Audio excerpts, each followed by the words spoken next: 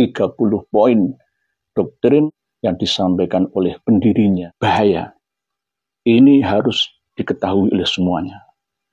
Nomor 20. Penolong-penolong mereka akan mendapat manfaat yang lebih banyak lagi. Jadi penolong-penolong ya para pribumi, termasuk Kiai Haji Idrus Romli, itu bagaikan londo ireng.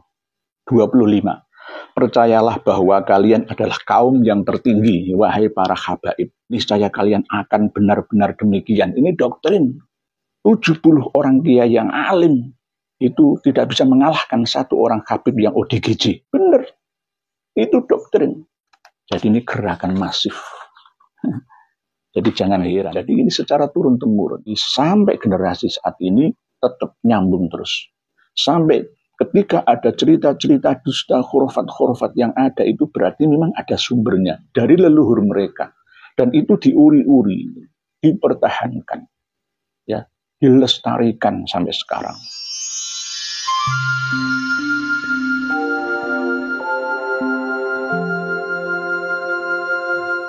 Assalamualaikum warahmatullahi wabarakatuh. Bismillah, alhamdulillah, wassalatu wassalamu ala rasulillah, Sayyidina Muhammad ibn Abdullah, wa ala alihi wa sahbihi mawala, amma ba'd.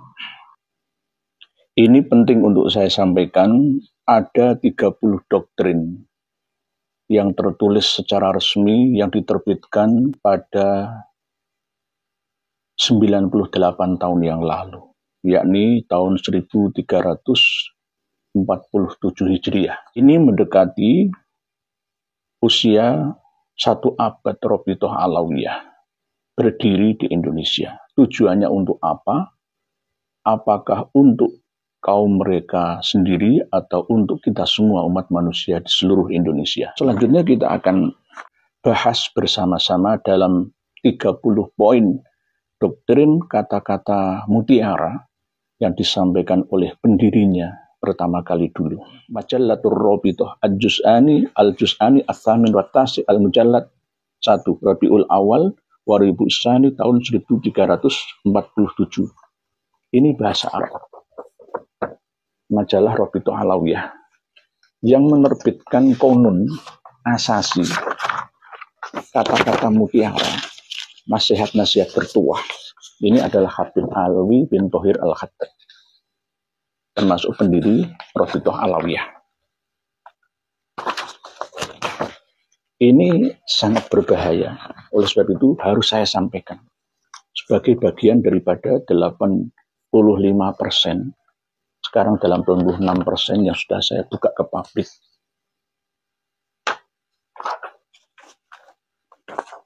Yang pertama, kalimat-kalimat mutiara tentang Alawiyin dari Al-Allamah As-Sayyid Alwi bin Thohir Al-Khaddad. Sumber dari majalah Ar-Rabithah, Juz 8, Jilid 1, bulan Rabiul Awal, tahun 1347 Hijriah. Berarti hampir 1 abad. Sekarang 1445 Hijriah. 1. Berhimpunnya kaum Alawiyin merupakan kasih sayang dari Allah yang Maha Penyayang. Jadi mereka, Rabithah Alawiyah, kaum Ba'alawi yang ada di Indonesia ini, khususnya umumnya yang ada di seluruh dunia itu mengaku sebagai Alawiyin. Nah inilah yang membuat jumbuh pemahaman, syubhat pemahaman. Alawiyin keturunan Ali bin Abi Thalib karramallahu wajhah atau Alwi bin Ubaidillah. Nah ini. Berhimpunnya kaum Alawiyin merupakan kasih sayang dari Allah yang Maha Penyayang. Nah, ini saya terjemah ke bahasa Indonesia saja, yang bahasa Arabnya tidak saya bawa, tidak saya baca, yakni Ijtima'ul Alawiyin nafasun minar rahman, bahasa Arabnya seperti itu. Yang kedua, seorang Alawi yang hakiki merupakan roh dalam keseluruhannya. Jadi mereka itu seorang Bani Alawi yang hakiki adalah bagian dari hubungan antara komunitas mereka secara keseluruhannya. Yakni jika ada satu, maka harus dibela. Cuma beda perannya saja. 3. Jika seorang Alawi menentang para pendahulunya, maka ia kehilangan akhlak yang bagus dan perbuatan yang baik. Jadi ini secara turun-temurun. Mulai dari kitab-kitab karangan internal Pak Alawi sampai generasi saat ini, tetap nyambung terus. Sampai ketika ada cerita-cerita dusta, khurafat-khurafat yang ada, itu berarti memang ada sumbernya dari leluhur mereka. Dan itu diuri-uri, dipertahankan, ya, dilestarikan sampai sekarang. Berikutnya nomor 4, jika seorang Alawi meyakini bahwa kemuliaannya tidak berdiri atas dasar ketakwaan, berarti ia membenci kemuliaan. Kalau kemuliaan atas dasar ketakwaan tidak masalah, normal-normal saja, sah-sah saja. Tetapi jika ini ketakwaan versi Ba'alawi saja, ya maka kemuliaannya ini tidak kemuliaan secara umum, tapi untuk khusus komunitas mereka. Nomor 5, jika seorang Alawi tidak kehilangan kemuliaan dirinya, maka dunia dan akhiratnya tidak akan menjadi baik. Jika seorang Alawi telah kehilangan kemuliaan dirinya, maka dunia dan akhiratnya tidak akan menjadi baik. Jadi mereka itu didoktrin untuk selalu menjaga terah darah kemuliaan mereka sampai Rasulullah.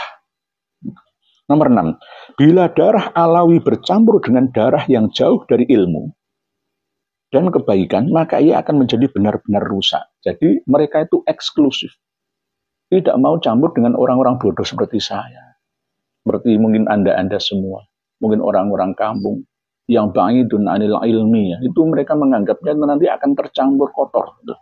Bila darah Alawi bercampur dengan darah yang jauh dari ilmu dan kebaikan, maka ia akan menjadi benar-benar rusak.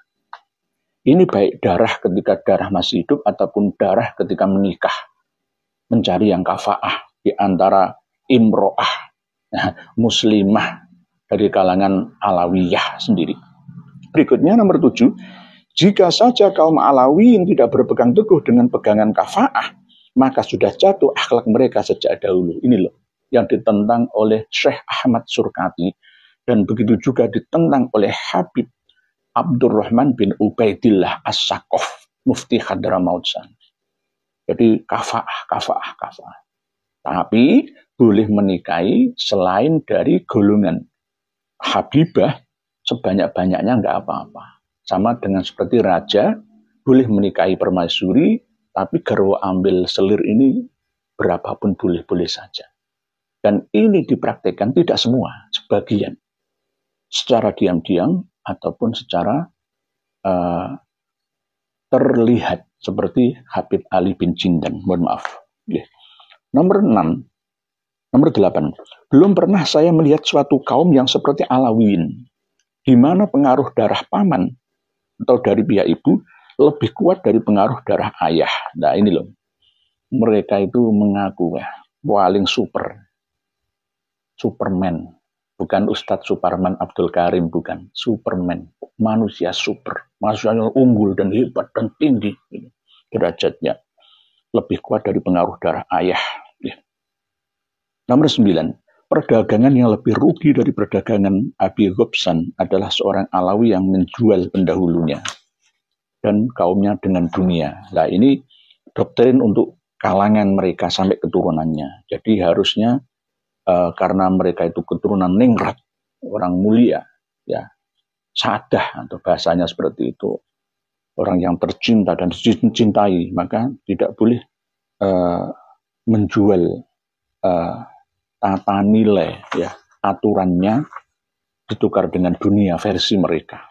Nomor 10, kekayaan kaum Alawiyin di Jawa. Nah ini loh, dengarkan, wahai orang Jawa, Nusantara, Sumatera, Borneo, Celebes, Nusa Tenggara, Papua, Ternate, Tidore, dan lainnya.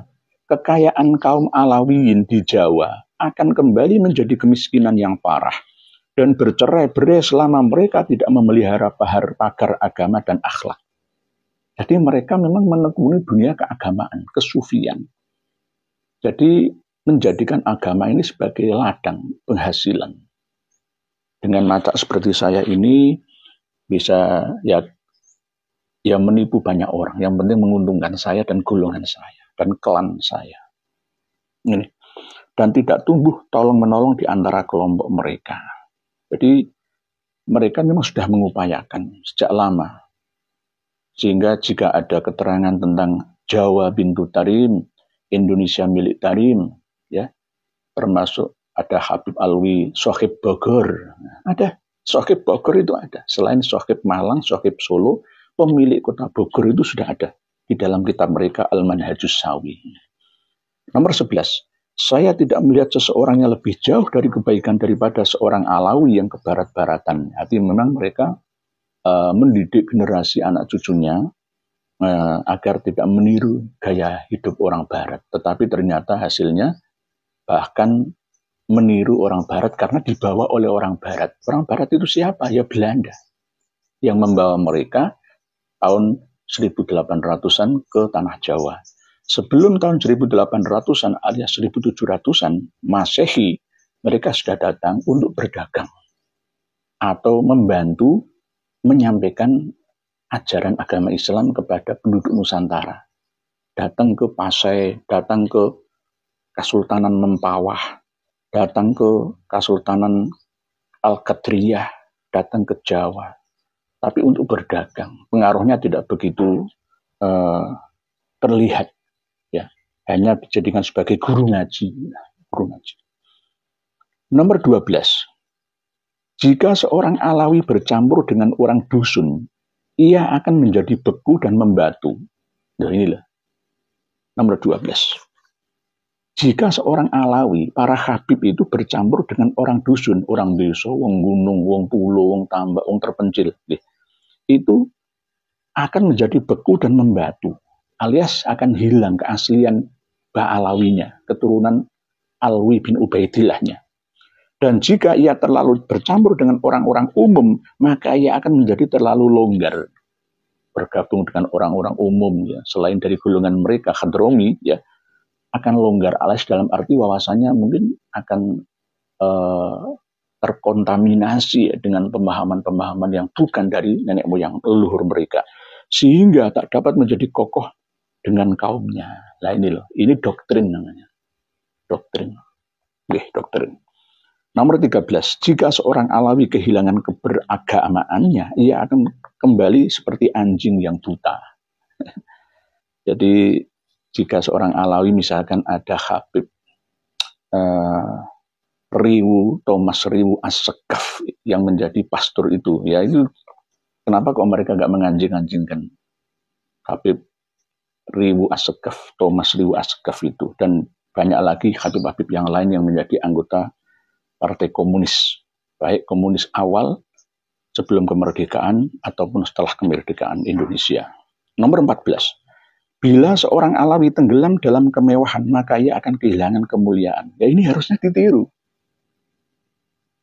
Jangan mengoleksi mobil-mobil mewah di hadapan rakyat Indonesia yang lemah ekonominya, susah, payah, kena musibah, malah hidup bermewah-mewah. Nah, ini tidak sesuai dengan kenyataan doktrin ini. Nomor 15.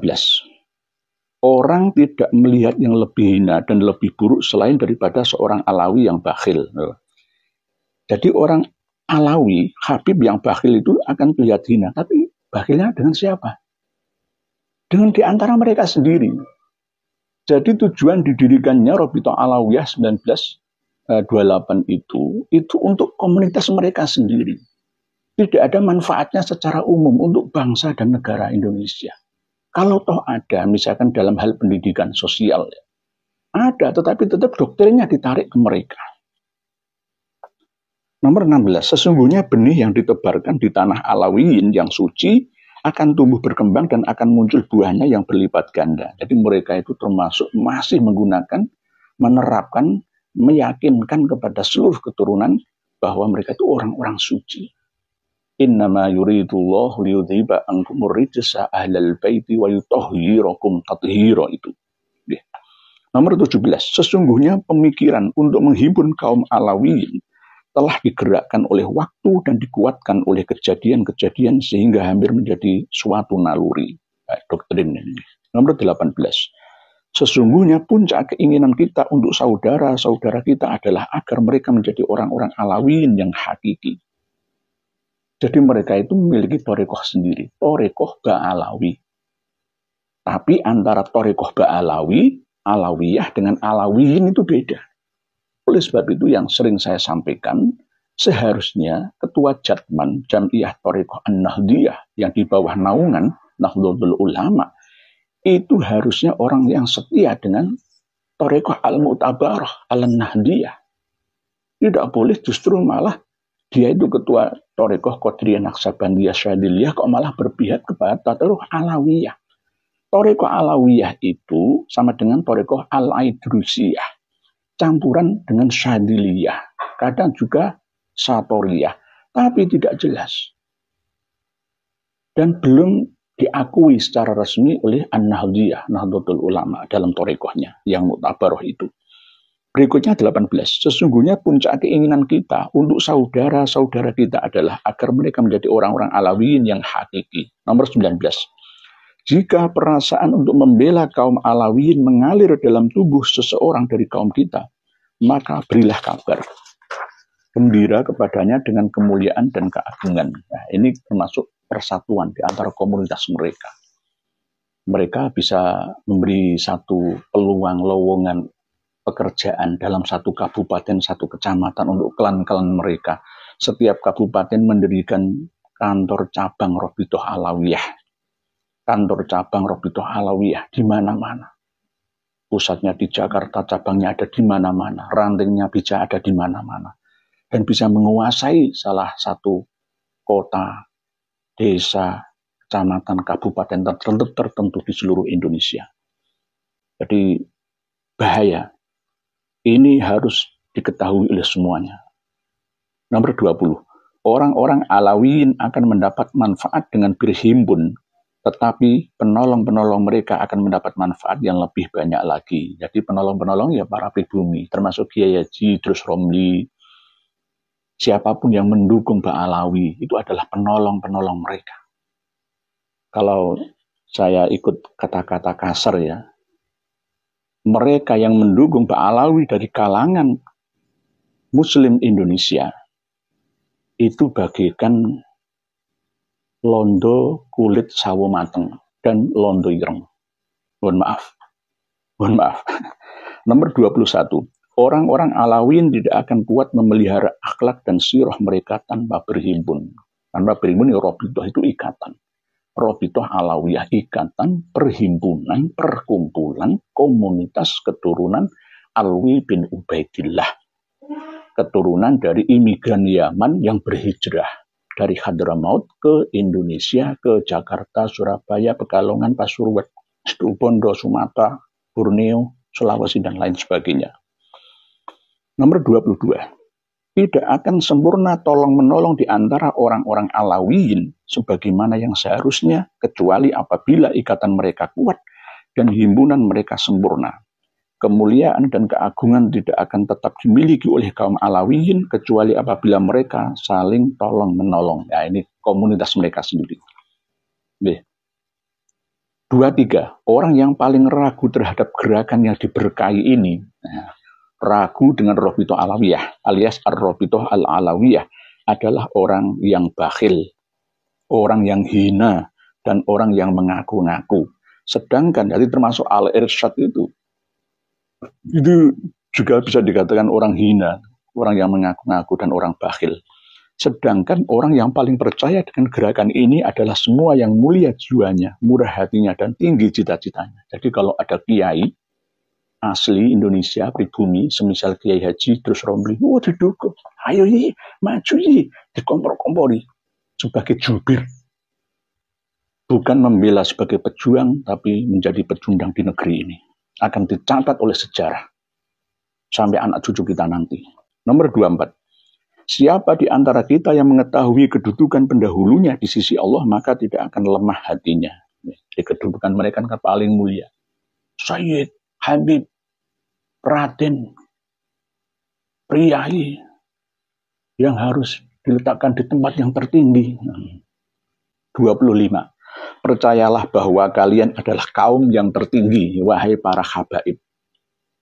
Percayalah bahwa kalian adalah kaum yang tertinggi, niscaya kalian akan benar-benar demikian. Ini doktrin. Jadi itu mereka itu menganggap 70 orang kiai yang alim itu tidak bisa mengalahkan satu orang habib yang ODGJ. Habib bodoh satu itu masih menang kedudukannya, kemuliaannya daripada 70 orang kiai. Benar, itu doktrin. Itu sudah benar-benar melanggar tatanan kehidupan yang ada di negeri ini, di Indonesia kita ini. Tidak cocok dengan Pancasila, tidak cocok dengan Undang-Undang Dasar 45, tidak sesuai dengan Bhinneka Tunggal Ika dan Negara Kesatuan Republik Indonesia. Nomor 26. Tidak akan binasa seorang Alawi yang berpegang dengan pegangan cinta kepada para pendahulunya, dan ia tidak akan berpegang dengannya jika memisahkan diri dari kaumnya. Jadi mereka harus berkomunitas. Persatuan mereka harus benar-benar dikuatkan. Bagaimana cara mengelabui massa jamaahnya, semakin banyak pengikutnya, semakin banyak income-nya, pendukungnya. Ya. Nomor 27, siapa yang ragu dengan keberhasilan gerakan yang diberkahi ini berarti ia telah tenggelam dalam persangkaan yang buruk terhadap Allah, Rasulnya, dan para pendahulu kita yang soleh. Jadi ini gerakan masif. Jadi jangan heran kalau sekarang jelas-jelas aktif mereka itu. Nomor 28. Seorang Alawi tidak akan selamat dari siksa Allah jika telinganya tuli dari teriakan anak-anak yatim Ahlul Bait di negeri ini. Jadi bukan anak-anak yatim seluruh Indonesia, bukan. Tapi anak-anak yatim khusus Ahlul Bait. Mereka, komunitas mereka sendiri. Itu. Seorang Alawi tidak akan selamat dari siksa Allah jika telinganya tuli dari teriakan anak-anak yatim Ahlul Bait di negeri ini. Bukan anak-anak yatim semua yang ada di negeri ini, tidak. Khusus keturunan mereka sendiri. Kalau kita kan, saya juga punya yayasan panti asuhan, kan menaungi semua ya, dari Madura, dari Jawa, dari Sumatera, dari Bali, dari semuanya. Tidak memedulikan dari mana klannya, golongannya, suku ras, dan bangsanya. 29. Kemuliaan apa yang didapat oleh seorang yang mulia yang meninggalkan gadis-gadis kaumnya sendiri untuk memilih gadis-gadis yang lain. Ini doktrin. Kafaah itu tadi. Jadi para pria Ba'alawi, para Habib itu harus memilih jodohnya, istrinya dari kalangan Habibah. Dalam kasus ini dilonggarkan. Jadi derajatnya itu seperti permaisuri. Kalau nanti misalkan menikah, entah itu nikah yang mut'ah, tapi yang sah sesuai dengan syarat sahnya nikah, nah itu urusan lain. Entah ini nikah siri atau nikah apa nanti, itu urusan belakangan. Jadi ada yang seperti itu. Jadi mereka memang dianjurkan dalam rangka kafaah. Ini yang untuk prianya, yang untuk perempuannya jelas tidak boleh dinikahi oleh para kiai. Wong kiai saja yang menikahi. Saya kemarin kedatangan seorang tamu yang menikahi gadis Al-Habsyi, tapi dipaksa untuk bercerai dan beliau sakit hati. Berikutnya nomor 30. Sesungguhnya sesuatu yang terbesar yang ingin dikuatkan oleh gerakan yang diberkahi ini adalah perbuatan sabar, kasih sayang, dan kebaikan. Jadi kalau kita mengingatkan mereka, itu jawabannya kita ini menyerang mereka, memusuhi mereka, katanya seperti itu, sehingga mereka harus bertahan dengan sabar, ya, menggunakan dalil ini, kasih sayang dan kebaikan. Walaupun salah sekalipun diingatkan itu tidak mempan. Inilah yang harus saya sampaikan, dan dokumen ini saya simpan sebaik-baiknya. Ini hampir 1 abad dokumen ini, dan harus diketahui oleh semuanya. Oleh sebab itu, mohon kita semua berhati-hati. Kita semua senantiasa menjaga diri, ku anfusakum wa ahlikum nar, dan keluarga kita semua dari siksaan, dari gundah payah, susah, dan kegelisahan hidup ini di dunia sampai di akhirat nanti. Mungkin demikian yang dapat saya sampaikan dalam pertemuan ini. Semoga bisa dipahami dan dimengerti untuk mengingatkan semuanya. Demikian, semoga bermanfaat untuk kita semua. Mohon maaf jika ada kata-kata saya yang kurang berkenan. Mohon dimaafkan. Wallahu a'lamu bis-shawab. Akhirul kalam. Wassalamualaikum warahmatullahi wabarakatuh.